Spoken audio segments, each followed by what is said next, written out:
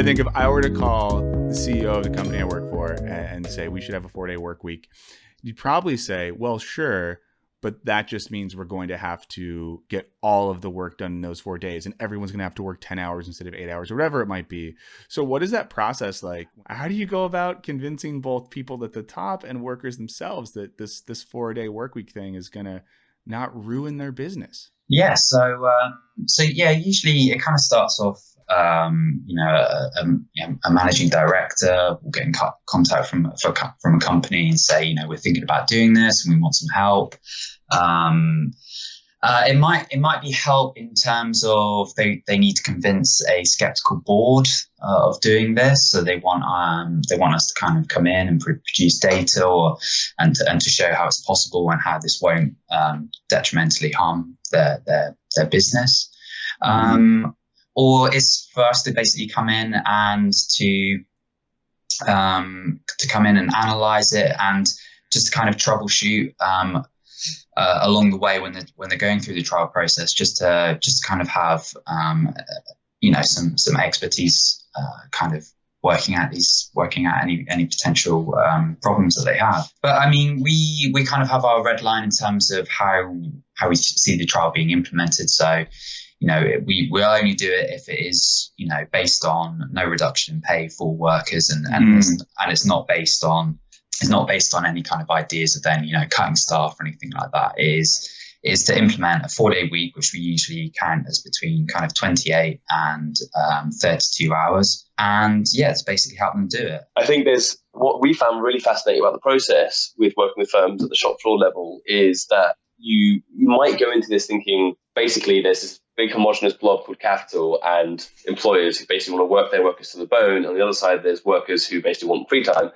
And I think the broad contours of this, dynamic within capital may be true. But when you start talking to companies who say, actually, we want to make sure that we treat workers well because we want to keep them with us and it costs a lot to retrain employees and we can't keep having people burning out and going sick. That's bad also for the bottom line. You start adding all these factors, you start realizing actually, in some cases, it actually makes total sense to give decent working conditions. And in a great many cases, you realize. And that's not to say that we think that we can go into any company and reduce working weeks and that any company is coming to us. That's not true. That's another thing that's important to add is that there are many companies which can much more easily do this than other sectors. So you're thinking about healthcare, social care, teaching, and so on, where actually you will need to increase staff numbers in order to kind of spread that work out. You all would know this. Did I hear that recently? Is it Iceland or someplace that did like a large scale 4-day work week experiment? Yeah. How did that go? What have there been any case studies recently on kind of like a larger scale, whether it's Iceland or wherever? And if so, what have you all gleaned from that? We find this all the time that discussions around the 4-day week, they basically start either on issues or problems or talking to CEOs and so on. There's almost, as you say, no discussion about why this is actually really good and what happened, because it's almost taken for granted that obviously this is exactly what we would all want to happen. It becomes a question of pragmatics and also a question of there must be a problem with it. So I think that's already telling that a lot of the pushback that you get from this idea is people say, yeah, but how would it work? It's like, wow, well, you admit then that you want it. You admit that we all want it. Yeah, of course we want it. Okay, good. Well, then let's figure out how to do it. Anyway, the examples you're looking at, basically what happened in Iceland was that there was 2,000 employees across the public sector, which is 2,500. It's about 1% of the whole workforce. It's a small country. Basically, for 5 years, ran reductions in working hours of different levels. So between 1 and 5 hours knocked off the week. So not a load, but nonetheless, that brought down working weeks to around 35 hours per week, which I know in America would be crazy. And in other parts of Europe, pretty normal.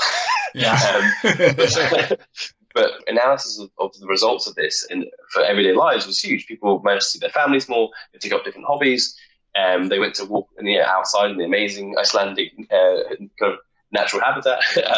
And so I think this even just slicing a few hours off was made a huge difference to a lot of people. And they obviously would never want that to be kind of return to normal. So the trade unions basically, after this trial, sedimented this in contracts. So 86% of the workforce, not just the public sector, but including the private sector, they had new contracts negotiated. So they either had reduced hours or new mechanisms to negotiate reduced hours with employers.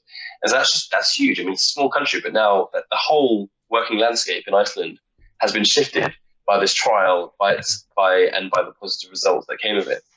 And I think that's why it got such huge news. Not only because everyone loves Iceland, who doesn't love a hot spring? Oh, we all love it. But also because suddenly the story was that actually, unbeknownst to everyone, for 5 years, workers in that country negotiating with employers via trade unions basically organised a trial. It was successful and just subtly did it basically. So it's amazing.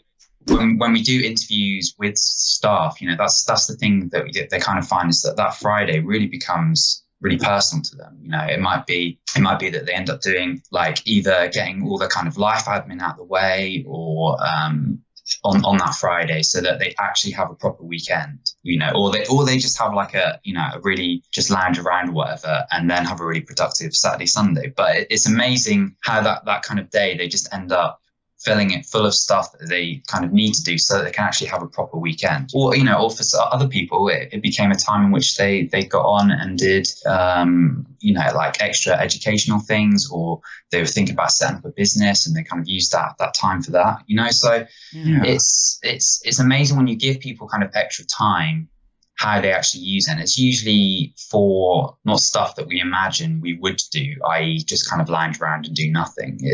It's productive, but in a kind of non-productive way, if you see what I mean. A lot of the work that you all are doing, and I think the cultural shift we're talking about, is a great fight against what I think is one of the most harmful ideologies of our generation, and I'm sure younger generations, which is this like do what you love mindset. Associating your work with love, vocation, this thing, it's just been this really toxic ideology. And I think that a lot of the things that you're talking about have led to that shift where people recognize that if you are just in a hot spring outside of Reykjavik, that's also good.